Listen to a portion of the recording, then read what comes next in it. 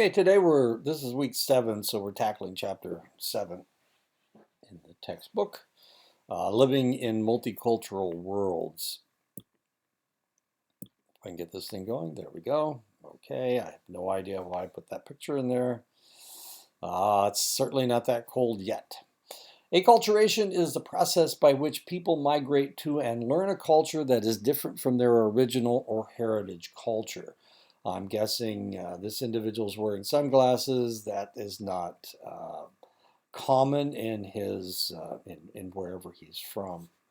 I think these are Amazonian indigenous people of the Amazon. Moving to a new culture involves psychological adjustment. This adjustment occurs over a wide variety of domains, acquiring a new language, of course, learning new interpersonal and social behaviors, becoming accustomed to new values, becoming a member of a minority group, adjusting one's self-concept. Listgaard in 1955 tracked a number of Norwegian Fulbright scholars in the United States. In the first few months of their experiences, the migrants were having an especially positive time in their visit. They were enjoying the experiences, meeting new people, trying new foods, communicating with people in a foreign language, and feeling the excitement of participating in a novel and exotic environment. Oberg in 1960 referred to the first few months as the honeymoon stage. It is the existence of the honeymoon stage that keeps the tourism trade in business. Most travelers do not stay in a new culture long enough to move past this stage, and they thus tend to view their experiences in new cultures to be, for the most part, pleasant and exciting. Following the honeymoon stage, most visitors turn a corner and begin to have increasingly negative views about their host. This is about their host cultures. This is according to Listgaard in 1955. Between 6 and 18 months, visitors experience the most negative feelings of their sojourn in a stage that has been labeled the crisis or culture shock stage. In the culture shock stage, the thrill of having novel and exotic experiences wears off, and these experiences become tiring and difficult. At this stage, recent migrants often realize their language skills are not yet good enough for them to fully function in the new environment. During the culture shock stage, the migrant realizes they do not have a rich enough understanding of how the system works to thrive. The people they initially met who were interested in them because they were exotic and different are no longer so interested in those differences. Recent migrants may also be discovering that the television programs just aren't as interesting as the ones they used to see in their home country, and they start to miss their favorite foods. This is the time that homesickness can become very strong. And this has happened to me a couple different times. We moved to Germany in 1979. We were stationed in Germany, and about the first 6 months, it was fascinating. It was wonderful. But of course, we were working at the same time. So by about the 9th or 10th month, things got kind of bad. We had to send the kids home for a vacation to visit my parents. Things were starting to become a lot more negative. We found things to do in Germany. They had what they refer to as Volksmarches, where you get to walk around. One of the problems in Germany is that you can't go anywhere. You can't just go out and walk in the woods because the woods are owned by somebody and they don't want you in there. Same way in Japan. It was really kind of curious. So yeah, I've gone through this. So we were actually stationed in Germany for 3 years. In that time, I didn't leave Germany for those 3 years. My wife and my kids came back to the States.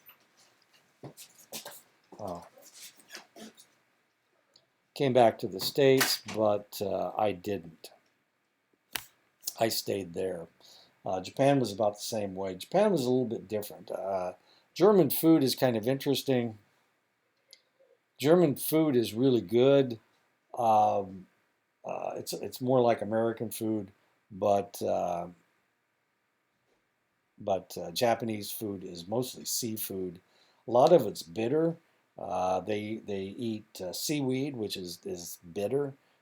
So their food tastes are completely different from American food tastes or from Western food tastes, I guess. A lot of seafood, and I can't eat seafood, so that kind of put the kibosh on things. Culture shock is a feeling of being anxious, helpless, irritable, and in general homesick that one experiences after moving to a new culture. The symptoms of culture shock includes missing your close friends and family, missing the little things about being back home, like conversations with bus drivers, eating your favorite snack. In Japan, you go to a 7-Eleven type store, and the snacks that they had were dried squid. A lot of their candies aren't very sweet. They have to import sugar, so a lot of they sweet is not one of the things that they do. But they do salty. That's kind of nice. A lot of vinegar, a lot of bitter stuff. And if you like squid, then that's the place to go because you can buy a package of dried squid.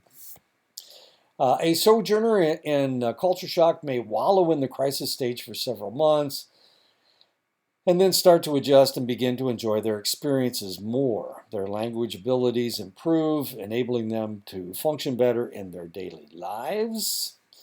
Eventually, sojourners become better able to make enduring friendships with the locals, and they adapt to things in the new culture, such as TV programming and the food, so that these no longer felt strange. They had started thinking more and more like the locals around them. This stage, labeled the adjustment phase, tends to extend over a number of years. People become more and more proficient at functioning in their new culture.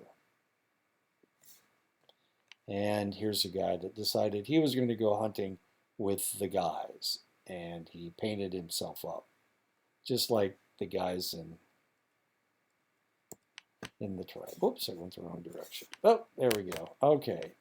Guess which one of these individuals is white of all these three individuals? And if you guessed her, you'd be right.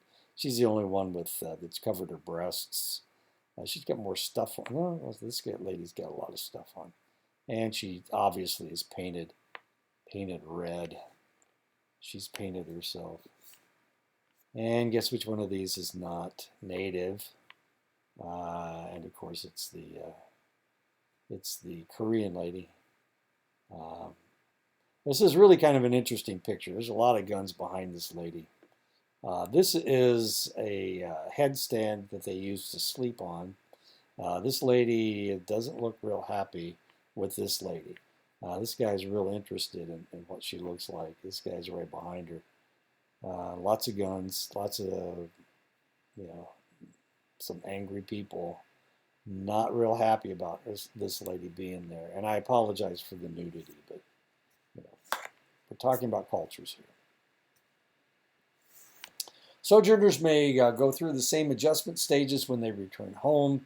She was trying to look like the people that she was around. It's the same way with this lady. She wanted to dress up. I don't know why she painted herself like that. He did paint himself, but he did. And these are probably, I don't know if those are tattoos but it's just ink. Washable ink. I don't know. Yeah. He wants to look like the people, and so does she. She wanted to. None of the women in this group, these are Somalis. None of the women had shirts on, so she decided she'd take her shirt off as well. Wait, that's her arm. It's around her waist. I was thinking it was his hand. No, it's hers. Okay. Anyway, they're trying to look like the locals. Sojourners may go through the same adjustment stages when they return home. Initially, people are elated to see their families and friends again and be able to eat their favorite foods. It is not uncommon for people to soon experience reverse culture shock and find themselves puzzling over why they did not quite feel at home anymore, and why they feel somewhat alienated from those around them. And of course, this may happen to you if you leave the reservation and then come back. People may seem to treat you differently. And it may not be the fact that they're treating you differently. It may be that your expectations are different. They don't feel like they are a good fit anymore. This happened to a lot of combat veterans coming back from Vietnam, especially. They would their language had changed because they had developed a different verbiage for negative situations, and it always started with an F-bomb. So that was very common for people to feel alienated from their own culture, like they didn't fit in there anymore. And a lot of individuals, they never uh, adjusted back to being the way that they were. When you're overseas, the one thing you wish for is, when I get back, this is what I'm going to do. When I get back, this is what I'm going to do. And then you get back and you go, everything's different. Nothing's the same. So, yeah. Japan is a country that is relatively ethnically homogenous. 98% of the people living in Japan are Japanese. So if you were to visit Japan, you would feel very alien, no matter who you were, unless you are of Japanese ancestry. You would not look like anybody there. Um, Regardless of how well people learn the customs or master the language, they will always stand out as different from the other 98% who are ethnically Japanese. And the Japanese see themselves as superior to everybody else, to other people in the world, because they're Japanese. I mean, a lot of people feel that way. The Dene feel that way to some extent. You're the children of the holy people, which makes the rest of us the children of the unholy people, I guess. Or, I don't know. Anyway, but you don't really focus on that. You focus on, well, we're all five-fingered people. And that's fine. That's fine. It's, if you're in Japan, the Japanese think that there's something going on because you're not the same as they are. If you go to Europe, it's the same thing. You go to Germany or France or England, they think of you as somebody that got kicked out. If you're white, if you're white, they see you as somebody who left, 200 or 300 years ago because you couldn't make it in Europe.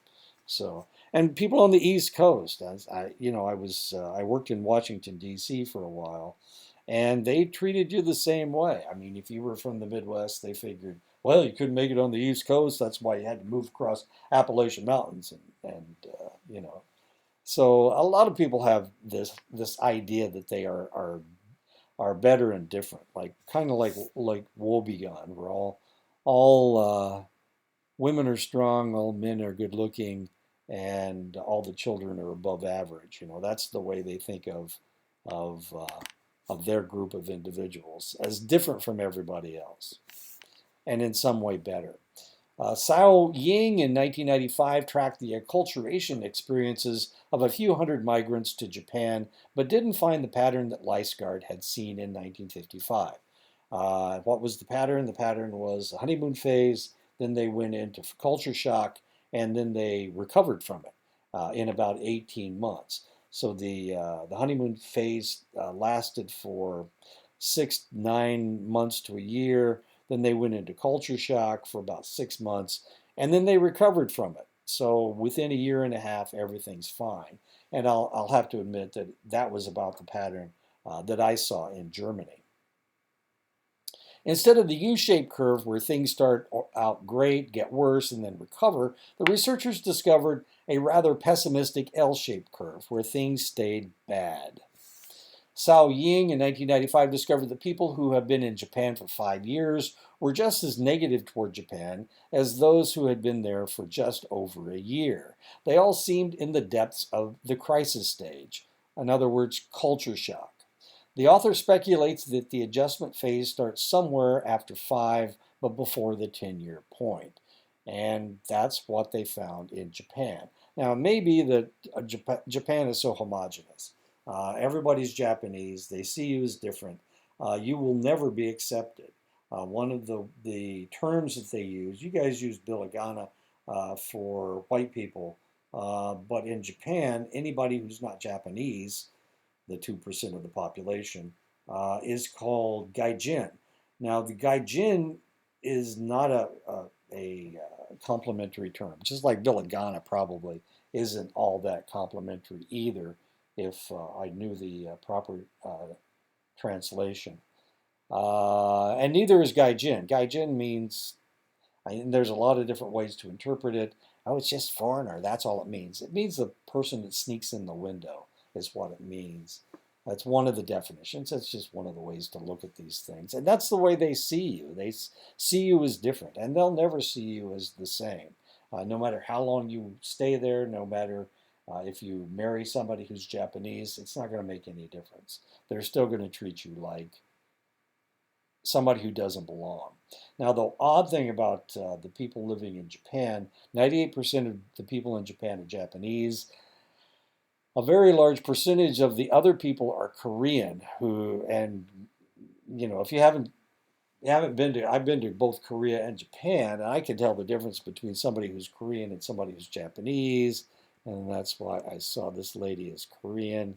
Yeah, she looks Korean to me. Anyway,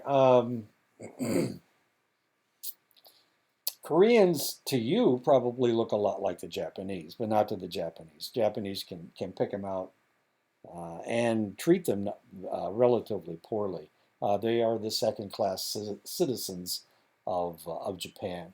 And I can assure you that if you ever go there and move there and live there, even if you marry somebody who's Japanese, you're never going to feel like you're part of the community, no matter what you do. When I was there, there was a big deal about buying kimonos and dressing up like the Japanese. They don't like that. They don't like that even a little bit. It would be like me trying to look Navajo, and going to a powwow and dancing, doing the gourd dance or whatever. That wouldn't be right. I wouldn't feel that was right, and they don't see it as right either. Anyway, so whereas it takes about a year and a half to adjust to another area of Japan, all bets are off. It's going to take 5 to 10 years before you feel comfortable in Japan. Cultural distance is the difference between cultures and their overall ways of life. We can hypothesize that the more cultural distance someone needs to travel, the more difficulty that person will have acculturating. So if the clothes are completely different, if you look completely different, it's going to take you a while to feel like one of these guys if you are this guy. Cultural distance. There are various measures that can be used to determine acculturation across cultures. One indirect measure is language performance. Several studies show that the best predictors of acculturative success is language ability. And this is, they've looked at this several times. So if you can speak Japanese, which is a difficult language to speak, they have 3 different alphabets. So it's difficult to learn Japanese. It's not that hard to learn Chinese because the Chinese only have 1 alphabet. But the Japanese have 3 alphabets, which makes it a little bit more difficult. This is a symbol for Japan, this symbol right here. So Knowles and colleagues in 1996 speculated that the greater the confidence in the mastery of the host country's language, the greater the identity with the culture. Many researchers have found a connection between language skill and success acculturating. When foreign students seek entry into the United States in U.S. universities, they are required to take the TOEFL, the test of English as a foreign language. Research shows that individuals who came from countries that are similar to English, the Dutch and the German, perform better than those who grew up speaking other European languages that are a little more distant, like the Romance languages such as French and Spanish. And this is a lady from Germany. Obviously, it says Germany across her shirt. And this is a lady from Holland. She has the orange. They are the Orangemen. According to the Educational Testing Service, which administers the TOEFL, Speakers of Indo-European languages tend to perform better on the TOEFL than those who speak languages from highly distant language groups, such as the Kazakh or the Japanese. So it's easier for people who speak a language similar to English to assimilate, to acculturate, than it would be for somebody from Kazakhstan or somebody from Japan. Cultural distance encapsulates more than just language, of course. Many other skills must be mastered when people move to a new culture. Ward and Kennedy in 1995 compared the adjustment of Malaysian university students in New Zealand, a culture that is quite different from their own despite the not so distant proximity, and a group of Malaysian students in Singapore, which has a similar culture to Malaysia. The students completed a measure of cultural adjustment that assessed their daily problems in navigating through the new culture. After spending almost 3 years in the two countries, the Malaysian students who were studying in Singapore reported having fewer difficulties than those who were studying in New Zealand. Sojourners from more distant cultures suffer from more distress, require more medical consultations, and have more social difficulties in general than those who traverse less cultural distance. Some indigenous Canadian tribes, such as the Tsimshian of the Northwest Pacific Coast region, engaged in subsistence practices, primarily fishing or for salmon and shellfish, that allowed them to accumulate large quantities of food and establish permanent and highly stratified settlements long before they had any contact with the Europeans.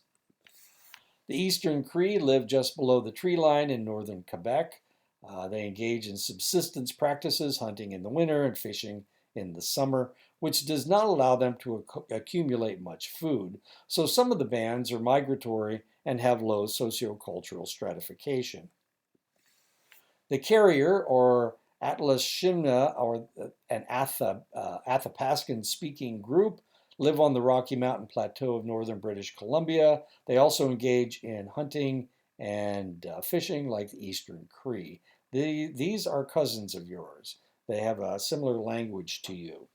But because they have the possibility of acculturating a large number of salmon at the headwaters of some rivers, and because their culture was influenced geographically close to the Tsimshian, the Carrier represent a culture with a moderate degree of food accumulation and social stratification. Barry and Annis in 1974 speculated that the more stratified the culture, the more similar they were to a European culture, the easier it would be to acculturate to a European dominance. The Tsimshian acculturated the easiest, the Eastern Cree had the most stress in acculturating, and the Carrier was somewhere in between. Cultural fit, these are all Canadian tribes, okay? And this guy's a Cree. Cultural fit is the degree to which an individual's personality is more similar to the dominant cultural values in host culture.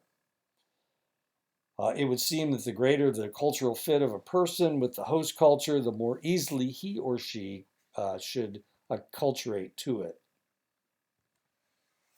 People who score high on extroversion are more likely to move to other countries, particularly to urban areas when compared with those who are less extroverted. Some researchers have proposed that because extroversion should facilitate communication everywhere, extroverts should always fare better in the acculturation experience compared with introverts. The study in New Zealand found that Malaysians high on the extroversion scale showed more signs of well-being than those who scored low. However, English-speaking expatriates in Singapore who scored high on the extroversion scale reported more depression, more boredom, frustration, and health problems. Extroversion does not always facilitate acculturation. It appears that an extroverted personality makes a better cultural fit in New Zealand than it does in Singapore, and extroverts will fare better in the acculturation experience only when they fit in well with the culture. So if it is a more extroverted culture, then extroverts will fit in better. If it's a more introverted culture, the extroverts will be seen as pushy and they will be rejected. And that's what happened in Singapore with the more extroverted individuals. They just didn't fit in because Singapore is a more introverted culture. Highly extroverted immigrants fare better in terms of their well-being when they immigrate to countries with overall more pronounced levels of extroversion. People with more independent self-concepts have been found to suffer less distress in acculturating to the United States than people with more interdependent self-concepts, and people who have patterns of emotions that are more similar to those with the host culture report experiencing greater relational well-being. And of course, this is something we need to think about. We just had an influx of over 100,000 people fleeing from Afghanistan who are Afghans. The ones that are more like or who have personalities that fit better with the American people will probably have a lot more success acculturating. The individuals who are less like Americans are the ones that are going to have problems. And we see this with every influx of immigrant groups. One acculturation strategy is that people need to participate in the larger society of their host culture. Are the people motivated to acquire an identity consistent with that of the host culture? Are those people striving to maintain their own heritage, culture, and identity as members of that culture?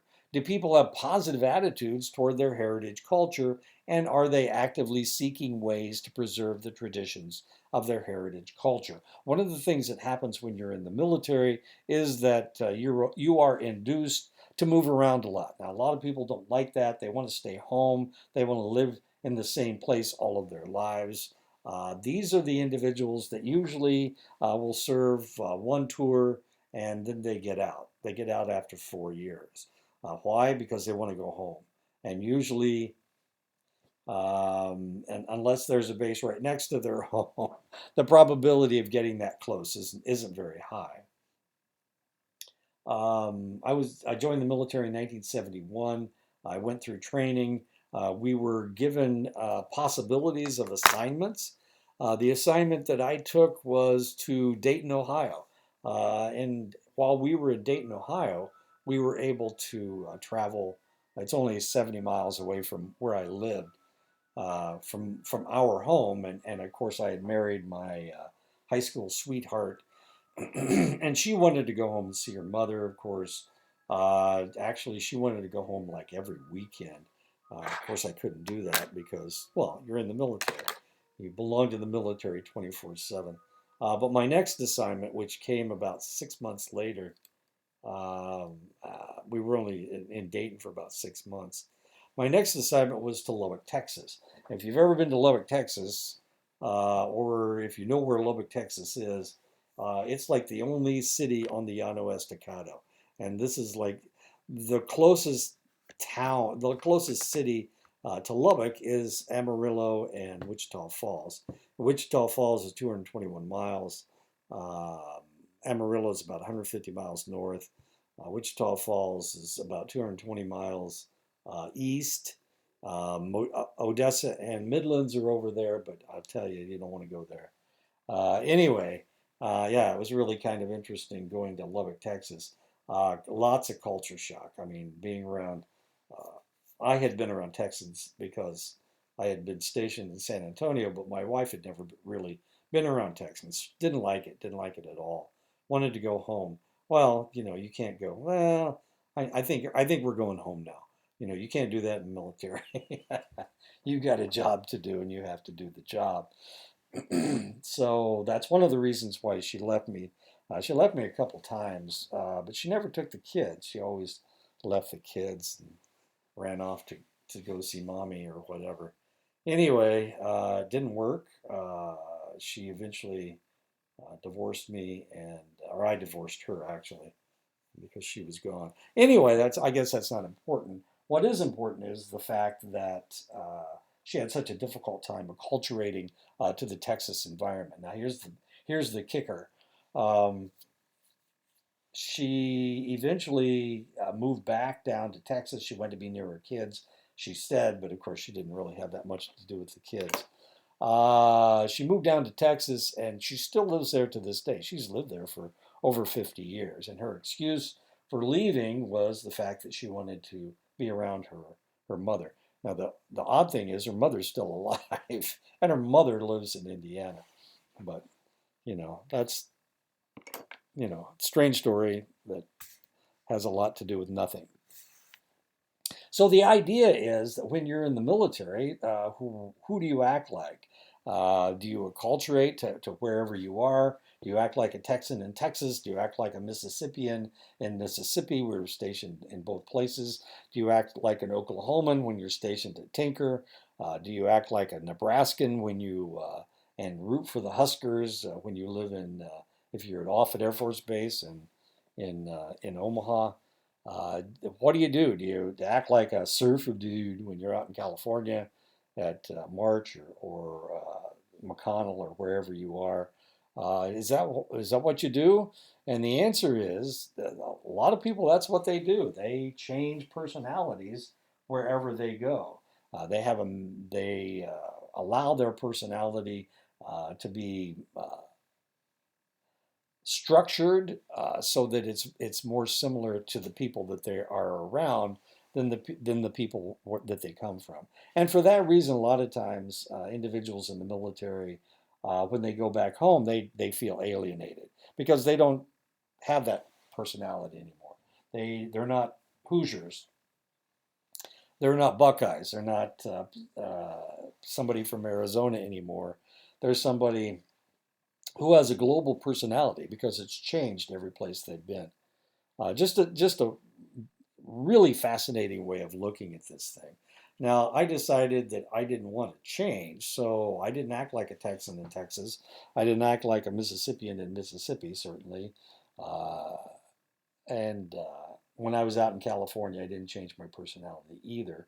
And sometimes that rubs people the wrong way, but the reality is, why not keep your heritage? Why not maintain your culture? Why not maintain the person that you are? And that's what I tried to do. Um, so there you go. I'm a farm boy from Indiana. So that's who I am. That's who I've always been, even though I lived in Iowa. Another, like the difference between a farm boy in Iowa and the farm boy in Indiana is not that great. Another strategy of acculturation involves attempts to fully participate in the host culture. This is what I was talking about, while at the same time striving to maintain the traditions of one's heritage culture. This is known as the integration strategy. People using this strategy have positive views toward both their heritage and their host culture. They are seeking the best of both worlds. And of course, it's not like I just didn't act different. I didn't reject the Texas culture. I just didn't act like them. I have a friend from North Carolina, a colleague that I used to teach with. When he was teaching he's from North Carolina, went to North Carolina State. When he had a job at Texas A&M, and while he was down there, he started wearing cowboy boots because everybody wears cowboy boots. And to this day, he still wears cowboy boots.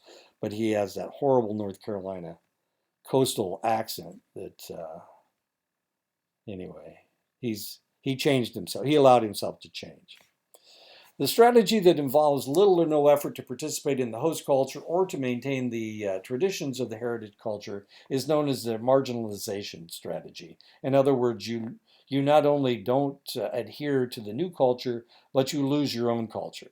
People using this strategy have negative views toward both their heritage and their host cultures. This strategy may be something pursued more by people who have grown up in multiple cultures across their childhood, where they don't have a very distinct culture.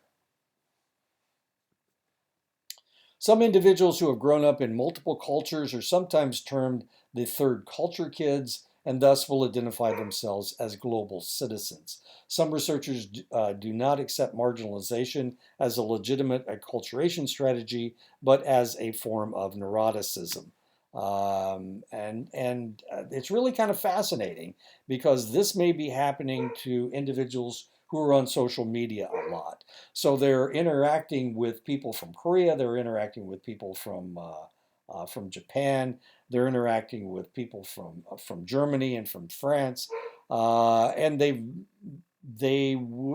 they think of themselves as this as world citizens, right, global citizens, rather than wherever they're from. Now, this we may see this a lot more. All of this stuff may change in the next 10 or 15 years because of social media, because now we can connect with other cultures, whereas before we couldn't. The only time you saw another culture was in a movie or on television, and now that we have all of this connection to people from someplace else, we may actually change who we are.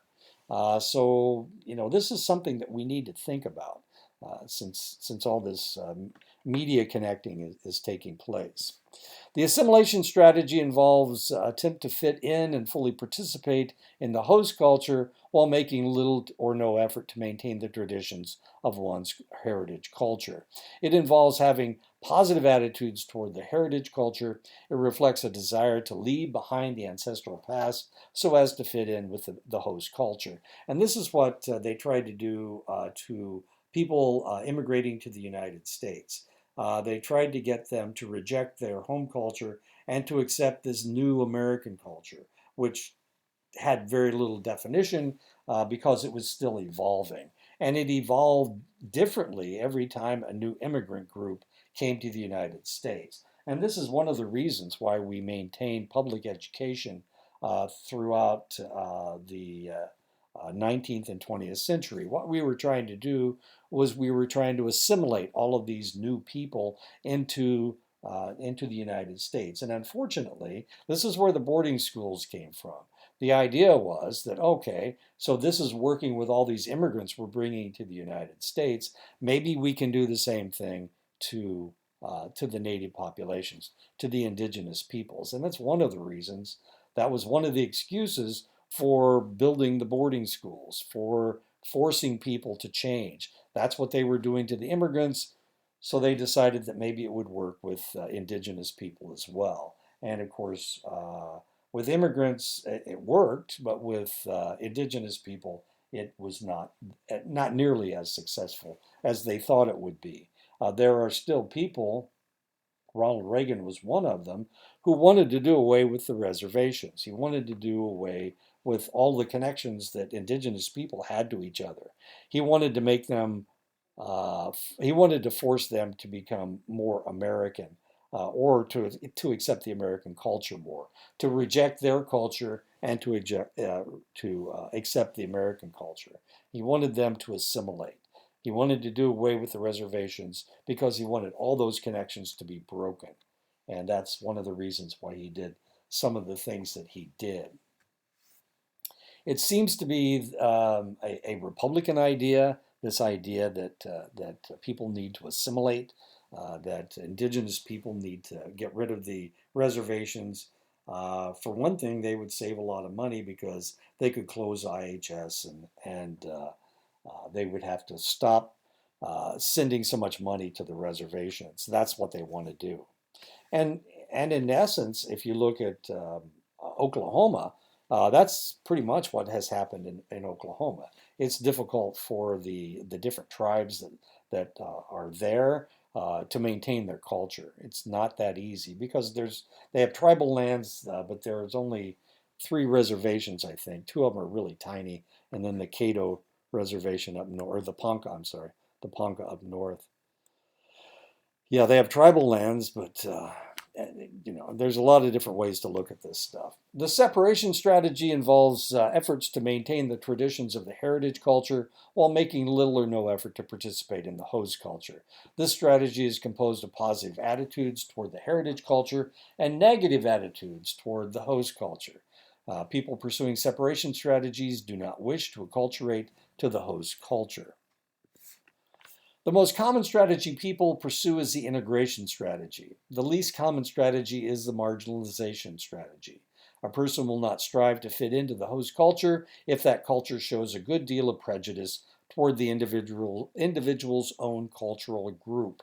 And this is what happened after 9/11. There was a lot of anti-Arab, anti-Middle Eastern backlash that happened.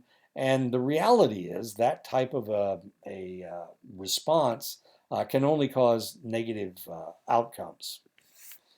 People who have physical features that distinguish them from the majority of those in their host culture will likely experience more prejudice than people who have physical features that allow them to blend in with their host culture. And this is what happens in Japan. If the Japanese certainly can tell somebody who's Japanese, and they certainly can tell somebody who's not Japanese.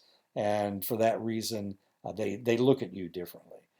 Even no matter how you try to blend in, no matter whether you decide that you're going to wear a kimono, there's just no way that these two people are from the same place. Even though she's got a pretty kimono on. The other thing about this is what kimonos actually look like. The colors, I find the colors don't go together very well. They don't match. Most of the kimonos that the Japanese wear look more like this. This is what Americans want to wear. They want to wear pretty things. So the kimonos that they make for the Americans look very, very different from the ones that the Japanese actually wear.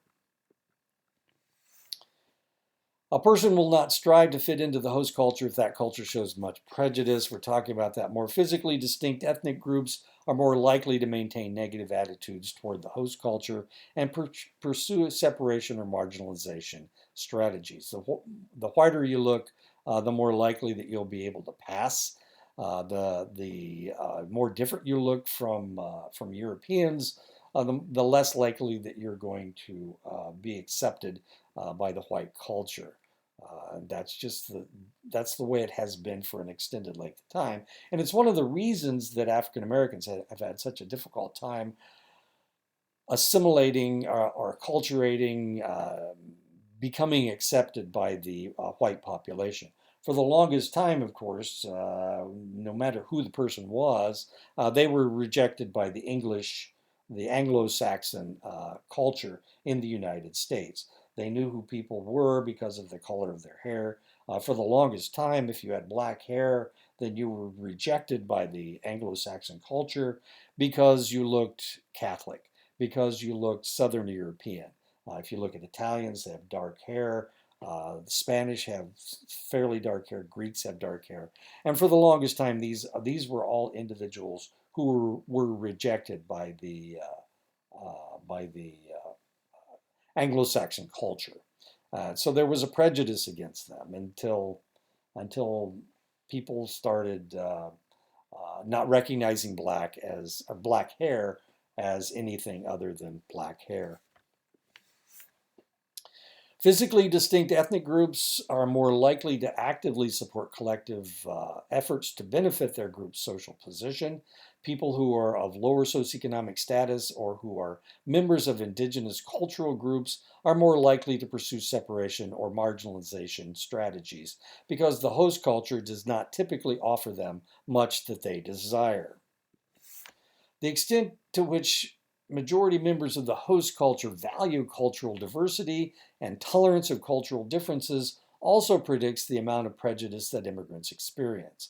When host cultures promote tolerance for diversity and multiculturalism, migrants are more likely to adopt more positive attitudes toward the host culture, which increases the likelihood that they will pursue integration or assimilation strategies.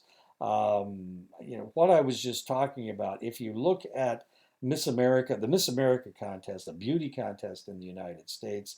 If you look at who was in the beauty contest in the 1950s, 1960s, 1970s, they were all white ladies. Hardly any of them had black hair. Most of them had brown or blonde hair.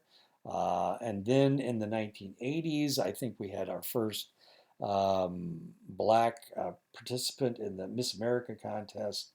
And eventually, what was her name? Williams was her last name. Anyway, she won the Miss America contest. And she was black, but she wasn't very black. Halle Berry, who's very pale complexion. She doesn't have the facial features of most African Americans. She was a beauty queen from Ohio. She's from Cleveland. How do I know that? The acculturation strategy that one adopts might vary across situations. Turkish immigrants in the Netherlands often show an integration strategy in public situations where they act in the mainstream of Dutch ways, yet some will simultaneously show a separation strategy in private, rejecting mainstream Dutch ways when they are in an entirely Turkish immigrant setting. And this is studied by Ahrens, Toth, and Van de Veer in 2003. If we look at these individuals, you can tell which individuals are Turkish. The Dutch are the tallest people on earth. The women average about 5'10". The men average over 6 feet. The Turks are a little bit shorter than that. And if you can't tell which of these individuals are Turks, then you're not looking very well. Dutch are very blonde. These obviously are the two Turkish ladies. Their complexion is a little darker. Their hair certainly is black.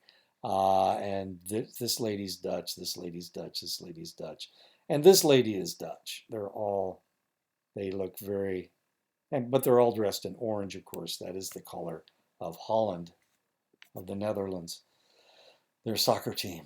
The four acculturation strategies, assimilation, integration, separation, and marginalization, are hypothesized to yield different outcomes in the acculturation process. The strategy that is hypothesized to result in the lowest degree of acculturative stress is the integration strategy, and much research shows that this strategy yields the most favorable outcomes. Sometimes immigrants will adopt the fast food eating habits of Americans. Among immigrants who lived in the United States for less than a year, 8% were obese. Among those who had been here for 15 years, 19% were obese. This percentage approaches the obesity rate of American-born residents, which is 22%. It's really fascinating. I went on a Fulbright trip in 2003 to Peru and Guatemala. It was really kind of fascinating because while we were down there, we didn't see anybody we saw very few people that were overweight. So when we came back, we were down there for 6 weeks. When we came back, we flew into Los Angeles and they put us up at a motel. And the next day we were walking around after being in South and Central America for 6 weeks.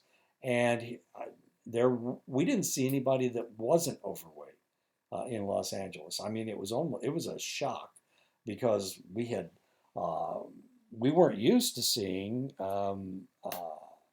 people that were obese. I mean, not just obese. Some of these individuals were gargantuan. No muscle tone whatsoever. Of course, you don't really see that in South America and Central America. So it was a bit of a culture shock when we came back.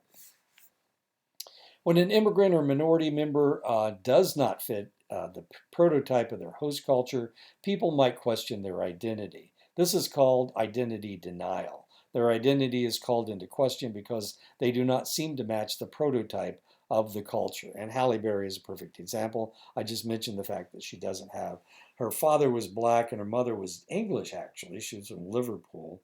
But as you can see, she doesn't have African-American facial features. She took after her mother. Her facial features took after her mother. And she is considered one of the most beautiful women in the world, has been for the last 20 or 30 years or so. This is James Franco. James Franco's ancestry is kind of interesting. His mother was a Russian Jew. His father was half Portuguese and half Swedish. So he gets his darker complexion from his dad, from his Portuguese side of his family, and potentially from the Jewish portion of his family. Jewish peoples very often are a little bit darker have a darker complexion, and their hair is curlier, but he, as you can see, is a little bit darker. So here's two individuals that potentially could live in identity denial because both of them have mixed parentage. 1992, Steele identified a phenomena that had puzzled psychometricians for decades: what was causing highly qualified African American students to do worse in their studies. Steele's hypothesis is referred to as the stereotype threat, the fear that one might do something that will inadvertently confirm a negative stereotype about one's group. And of course, that's what this poor individual is feeling. Uh, he's poor in math and he's an Asian, and there is a stereotype that all Asians are good at math. After achieving acculturation, an immigrant becomes bicultural. The tendency for bicultural people to evince psychological tendencies between those of their two cultures is called blending.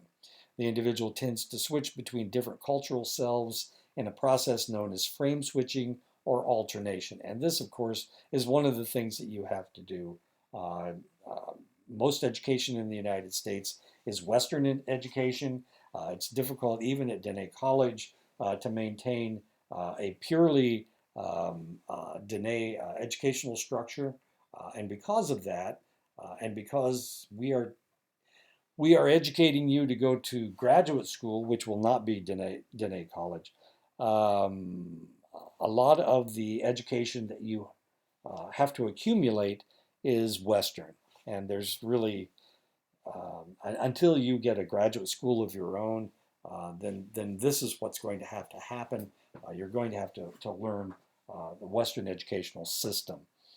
And this is, and potentially what you have to do in class, especially if you have a Billigana instructor like me, then you have to do a lot of frame switching or alternation, where you can say one thing to if your instructor were Dene, but if it's a Billigana, of course, you need to think that they won't accept this answer. So you need to frame switch. You need to blend your ideas.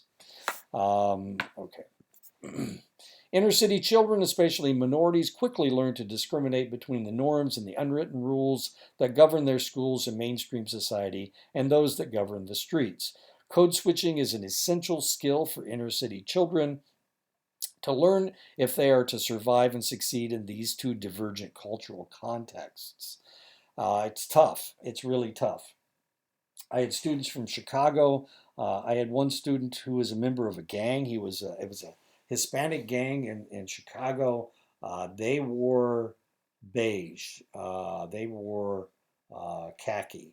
Um, so and it couldn't be khaki pants. Khaki pants didn't really mean a whole lot, or a shirt that was khaki. It had to do with tying something to your body, like a headband or a wristband that was khaki.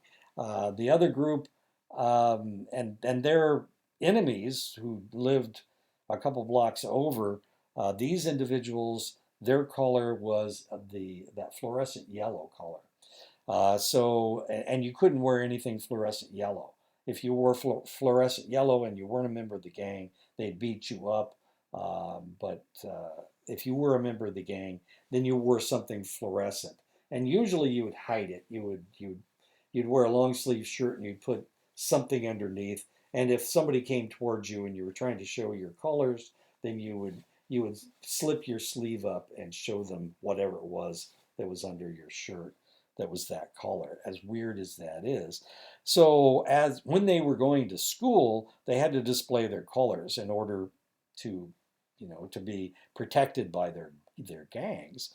And then when they got to school, they had to hide it. It was really weird because this guy's best friend was a member of the other gang. But this was at Ashford, and at Ashford they didn't have to do that stuff. And since they were from almost the same place, they became really good friends. Now the problem was when they went back to Chicago, they couldn't see each other. They couldn't even talk to each other because of this um, code switching that had to take place. But on the Ashford campus, which is in Clinton, Iowa, they couldn't they wouldn't flash their gangs colors. It was really kind of odd. I was talking to one of them. They were both standing there, and I was talking to one of them, And he lifted up his shirt and he showed me that he had this, it was a armband, and it was the color of his group. And the other guy got mad for him flashing his colors. It was really kind of interesting. And of course, nothing happened. He kind of growled at him, and the other guy apologized, and they laughed, and everything was fine. A lot of individuals are moving out of Chicago because of all the violence in Chicago. A lot of them are moving to small town Iowa, as weird as that sounds. DeWitt has about 15 families have moved out of Chicago into DeWitt, Iowa. Um, and Clinton's real popular too. Anderson in 1999 argues that such children must learn to switch between code of the decent and code of the street as they deal with people in their school culture and their street culture. And this happened with my student, fabulous student, brilliant kid, could write, and which I was pleased because, I make everybody write papers. And he was pretty good. And the last paper that he wrote for me was a thesis about this problem.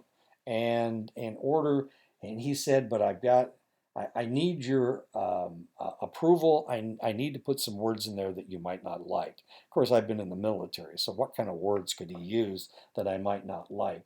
And I allowed him to express this, and he was appreciative that I allowed him to use the verbiage that he needed to use because he needed to flip from the code of the decent to the code of the street in order to explain what had happened. And it was very cathartic for him. He needed to write this paper, and he wanted to write this paper for 4 years, wasn't able to do it because he couldn't find an instructor that would allow him to do that.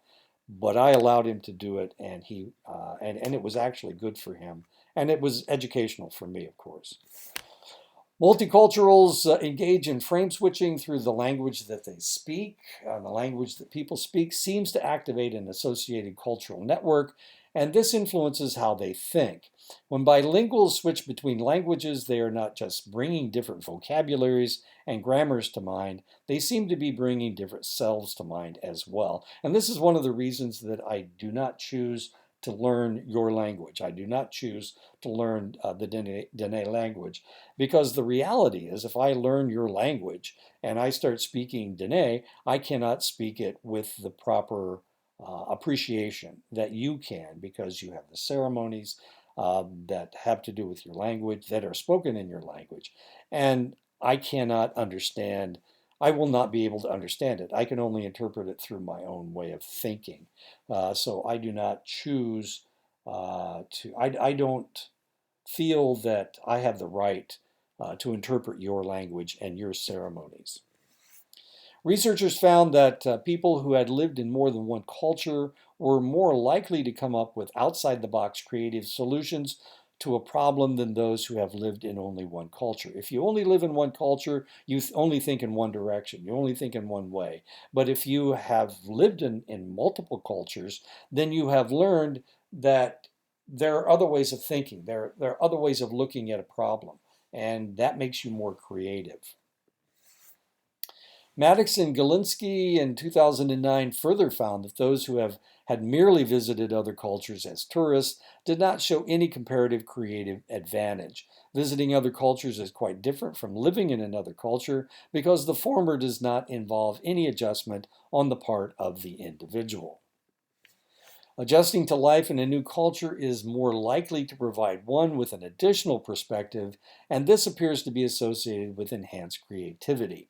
One reason that multicultural experiences foster creative thinking is that living in different cultures fosters a way of thinking called integrative complexity, a willingness and ability to acknowledge and consider different viewpoints on the same issue. And of course, if you've only lived in one culture all of your life, then that is the way that you think. And you have never experienced thinking in a different way. And that is the end of the chapter. And of course, I must be the most brilliant person in the world because I've lived in so many different cultures. I've moved 35 times in the last 17 years. I've lived overseas. I've lived in a lot of different places. I lived on the Fort Belknap Reservation up in Montana, and I lived on the Navajo Reservation, Navajo Nation in Arizona. And I think it helps. People who, Biligana, who first come to the Navajo Nation, and they've never experienced being around indigenous peoples before, they have a difficult time getting over the fact that you guys you don't want to be white people, and that's a lot of the problems that we're having today. There are people that have only lived one place their entire life, and they don't understand, what does Black Lives Matter mean? They don't understand it.